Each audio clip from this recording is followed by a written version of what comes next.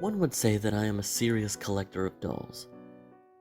Collecting dolls has been a passion of mine since college, and since then I have collected hundreds of dolls from every corner of the world. I have sunk more money into my doll collection than it ever could make me back, but it has come to be my one true joy in life. However, calling it a collection may be a bit misleading. I do collect dolls, but mostly because I enjoy taking them apart and piecing together new dolls of my own creation. I scan my collection to match the best parts of certain dolls, and I stitch them all together. I guess I should call it the outcome of an artist and their work rather than an actual collection, a passion driven by blood, sweat, and tears. Because I do dismantle them, my works of art have less real monetary value and more sentimental value. Even if I were to find a buyer, there would be no way I would ever sell them. Ever since I really found my stride in collecting and creating dolls, it has become so much more than a hobby to me. They are more to me than just my works of art, they are my family. One day I was working in my crafting shop, which also served as my basement. I was stitching together a new doll when I noticed something sitting among my doll collection. I recognized it as a doll of sorts, but one unlike the kind of which I had ever seen before. I was sure that I had never owned this particular doll a day in my life, nor had I constructed it from other parts, but there it sat, staring in my direction. The sheer eeriness made me stop working on my project and demand I give it my full attention. I knew not of how it came to be inside my workshop, my personal space of being, but there it was, sitting upright among my other dolls. I walked towards it slowly, unsure of the reasoning behind the visit. The first and most dominant thing I noticed about the doll was how much smaller it was than any other doll I had ever seen before. It had all the parts that a doll should have: arms, legs, a body, and a head, but its diminutive size was extraordinary. Upon closer examination, I noticed other differences. Its arms and legs were made out of some sort of soft fabric. It wore a blue and white dress, that of a Southern belle, very Scarlett O'Hara. The most abnormal feature about its makeup was its head. Its head appeared to be made out of unscathed bleached porcelain.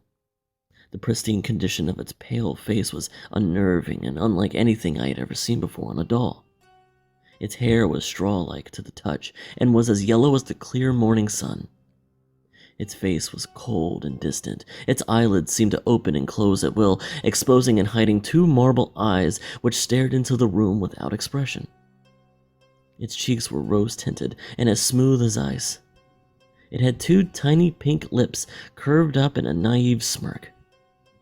I had never seen a head so exemplary, but so perfectly symmetrical on a doll before. I noticed it had a small string coming out of its back with a little plastic hoop attached. I had never seen a doll with such a strange yet seemingly normal anatomy. I grabbed a string and pulled. I felt a slight rattling from inside the doll and released. It let out a noise that was unlike anything I had ever heard out of a doll before. It sounded grainy and distorted beyond recognition. It seemed to let out a soft, low growl, something much different than what you would think a doll of that condition would make. After many pulls of the string, I began to hear the doll emit different noises, until what I only knew as noise, I began to recognize as speech. It seemed to speak something, but no matter how many times I pulled that string, I could never make out what it said. The speech started to get quieter, until it was only a faint whisper. I leaned in close to the doll, my ear pressed against its cold, smooth face in hopes of finally understanding what it said, but to no avail. That face still lingered with me, though. It was the only part of the doll I truly appreciated. I hated the thought of dismembering such a near-perfect doll, but I knew I needed that head for future projects. I brought the small, feminine doll over to my cutting table and laid it down flat on its back.